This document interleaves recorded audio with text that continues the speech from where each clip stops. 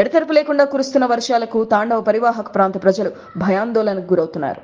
తాండవ reservoir నిండు కుండలా మారి ఎగువ నుండి నీరు పోటెత్తడంతో ఇంజనీరింగ్ అధికారులు తాండ్ర రిజర్వాయర్ గేట్లు ఎత్తి నీటిని దిగువకు వదలడంతో తుని పరిసర ప్రాంతాల ప్రజలు బిక్కుమంటూ భయం గుప్పెట్లో గడుపుతున్నారు. స్థానిక రెల్లి కాలనీ సమీపంలోకి నీరు పోటెత్తడంతో అధికారులు స్థానిక ప్రజలను అప్రమత్తం చేసి పునరావాస శిబిరాలకు తరలించారు.